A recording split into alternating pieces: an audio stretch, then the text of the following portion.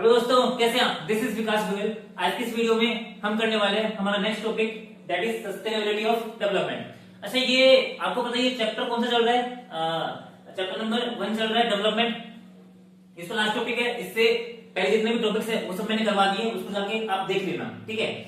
अच्छा, अब बात करते हैं, ये बड़ा इंपॉर्टेंट टॉपिक है और बड़ा प्यारा टॉपिक है और इसके बारे में सबको पता होना चाहिए, ठीक है। ठीक है, अच्छा बात करते हैं इसका मतलब होता क्या है। देखो, इस टॉपिक का जो कनेक्शन है ना, वो है फ्यूचर के साथ, प्रेजेंट विद फ्यूचर, यानी कि प्रेजेंट के साथ भी है और फ्यूचर के साथ भी है। सर इसका मतलब है क्या?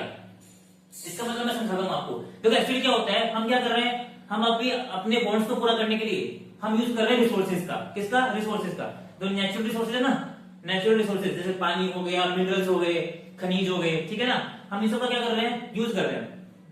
लेकिन इन सबका यूज करते समय हमको इस बात का ध्यान रखना पड़ेगा कि इन सब की फ्यूचर में क्या ना पड़े, कोई भी कमी ना पड़े। एक चीज बताइए, फ्यूचर में आपके बच्चे भी होंगे, फ्यूचर में कोई जनरेशन आएंगे, नए लोग भी आएंगे, ठीक है। मुझे बताइए, क्या उनको भी इन रिसोर्सेज की जरूरत पड़ेगी नहीं पड़ेगी? पानी की, मिनरल्स की, खनिज की, ठीक है, पड़ेगी ना।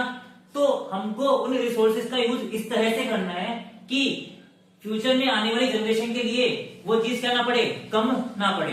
अगर उनके लिए वो चीज कम पड़ गई, जैसे पानी, रिसोर्सेज, ठीक है, तो क्या होगा, वो अपनी बॉन्ड्स को पूरा नहीं कर पाएंगे। तो इसका मतलब यही होता है।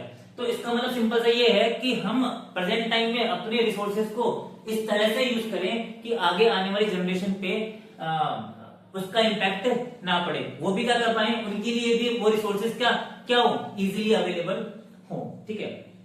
लेकिन हो क्या रहा है, आज के कुछ टाइम से हम क्या कर रहे हैं, बेसिकली साइंटिस्ट का ये मानना है, जो वैज्ञानिक है ना, उनका ये मानना है कि हम अपने रिसोर्सेज को अच्छे से यूज नहीं कर रहे हैं। मतलब हम अपने रिसोर्सेज को ऐसे यूज कर रहे हैं कि आगे आने वाली पीढ़ी के लिए वो रिसोर्सेज बचेंगे ही नहीं। जैसे पानी बचेगा नहीं, पीने वाला जो पानी है ना वो बचेगा ही नहीं।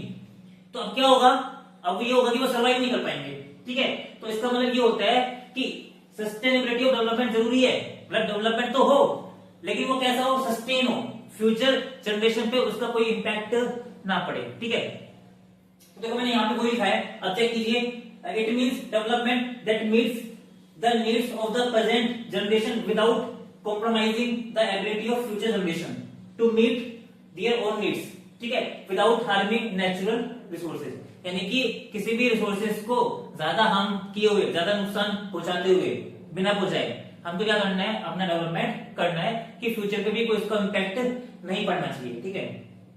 अच्छा, अब मैंने क्या बताया आपको कि साइंटिस्ट ऐसे हैं जो ये बोल रहे हैं कि हम अपने रिसोर्सेज का यूज सही तरीके से नहीं कर रहे हैं। अब ऐसे कौन कौन से रिसोर्सेज हैं जिसका यूज हम सही तरीके से नहीं कर रहे हैं? मैं एग्जांपल देता हूं आपको, ठीक है। सबसे पहला एग्जांपल किसका है, ग्राउंड वाटर।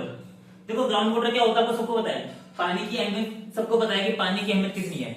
अगर पानी किसी को नहीं मिलेगा तो क्या होगा, वो सर्वाइव नहीं कर पाएगा, बुझ ही नहीं पाएगा।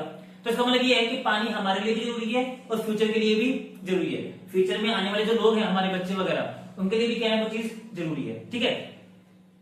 तो इसका मतलब क्या हो रहा है कि पानी को हमें इस तरह से यूज करना पड़ेगा ताकि फ्यूचर में उस चीज की क्या ना पड़े, कमी ना पड़े, ठीक है। लेकिन हम वो क्या है, अच्छा पहले सुनो कि पानी क्या है। पानी तो नेचुरल रिसोर्सेज है। दूसरा, पानी कौन सा रिसोर्सेज है बताइए, रिन्यूएबल। रिन्यूएबल का मतलब ये होता है कि वो दोबारा से, एक बार खत्म होने के बाद वो दोबारा से क्या होता है, ऑटोमेटिक बन जाता है। अब देखो सर, बात यहाँ पे क्या आती है, सर आपने ये बोला कि जब पानी ऑटोमेटिक दोबारा बन जाता है, नेचुरली रिन्यूएबल है, मतलब अपने आप बन जाएगा, वो नया पानी और बन जाएगा, तो फिर हम उसको कितना भी यूज करें तो पानी तो कभी खत्म होगा ही नहीं, ठीक है। तो इसका मतलब क्या होगा, इसका तो कोई वेस्टेज हो ही नहीं सकता। तो देखो बात होती है कि किस हद तक यूज कर रहे हैं, बात होती है किस हद तक यूज कर रहे हैं। एक चीज बताइए, अब इसका मैं एग्जांपल देता हूं आपको, ठीक है। जैसे मान के चलो कि एक टंकी में पानी भरा हुआ है, ठीक है, एक टंकी में पानी भरा हुआ है और टंकी में आपने उस टंकी को 1 घंटे में खत्म कर दिया।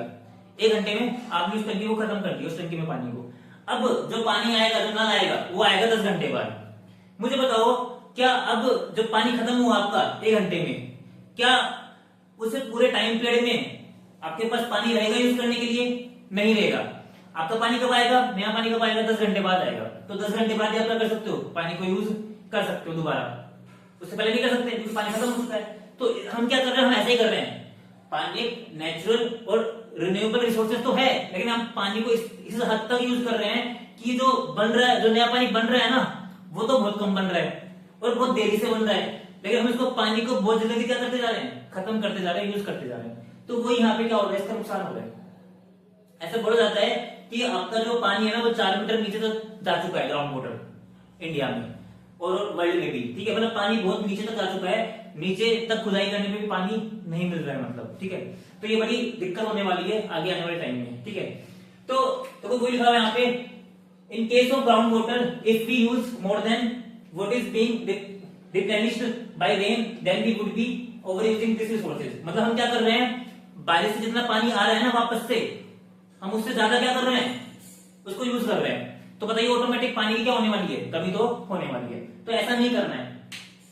अच्छा, दूसरा, पानी यूज कहां पे हो रहा है, पानी यूज कहां पे हो रहा है बताइए। पानी यूज सबसे ज्यादा पानी कहां पे यूज हो रहा है, इसका कुछ बताया हुआ है, एरिया बताया हुआ है। सबसे ज्यादा पानी यूज हो रहा है कहां पे, एक तो पंजाब में और यूपी में। कहां पे, चेक करो, ground water over use is particularly found in the agriculture prosperous regions. यानी कि जो यहाँ पे एग्रीकल्चर ज्यादा है ना, जैसे पंजाब में, वेस्टर्न यूपी में, इन सब में क्या हो रहा है, पानी का यूज ज्यादा हो रहा है। तो पानी वहां पे क्या हो रहा है, ओवर यूज हो रहा है पंजाब में, वेस्टर्न यूपी में, क्योंकि वहां पे एग्रीकल्चर ज्यादा है। दूसरा कहां पे हो रहा है, hard rock प्लेटू areas of central and south India. अच्छा, हार्ड रॉक का मतलब क्या होता है, हार्ड रॉक का मतलब होता है कठोर जमीन, कठोर जमीन, ठीक है। ऐसे एरिया जहां पे ग्राउंड वाटर हम क्या नहीं कर सकते, स्टोरेज नहीं कर सकते। मतलब ये हार्ड रॉक जो रीजन होता है, ऐसा रीजन होता है जहां पे हम ग्राउंड वाटर को यूज या स्टोरेज नहीं कर सकते। तो वहां पे भी क्या होती है, इस चीज की प्रॉब्लम होती है। तो ध्यान रखना, मैंने क्या बताया आपको, मैंने आपको ये बताया कि ग्राउंड वाटर को हमें को सेव करना है, बचाना है, उसको कम यूज करना है, ठीक है। हम क्या करते जा रहे हैं, पानी को अननेसेसरी यूज करते जा रहे हैं, जितना जरूरी है ना उससे बहुत ज्यादा क्या कर रहे हैं, उसको यूज कर रहे हैं। तो ये हमारा क्या होगा बताइए, सबसे पहला example ground water in India, ठीक है। दूसरा एग्जांपल हम देखते हैं, वो कौन सा है, आपका नेचुरल रिसोर्सेज। तो दोस्तों हमारा जो सेकंड एग्जांपल है वो है estimation exhaustion of natural resources. अच्छा, पहला एग्जांपल मैं आपको बता चुका हूं, कौन सा, ग्राउंड वाटर। ग्राउंड वाटर ऐसा बताया था मैंने रिसोर्सेज जिसको हम क्या कर रहे हैं, ओवर यूज कर रहे हैं, जिसकी वजह से आपका डेवलपमेंट क्या नहीं हो पाएगा, सस्टेन नहीं हो पाएगा। दूसरा कौन सा बताइए, आपका नेचुरल रिसोर्सेज, जिसमें कौन सा है आपका, क्रूड ऑयल। कौन सा है, क्रूड ऑयल। अच्छा, क्रूड ऑयल नेचुरल रिसोर्सेज है, ठीक है। और दूसरा कैसा रिसोर्सेज है, नॉन रेन्यूएबल। कौन सा है, नॉन रेन्यूएबल।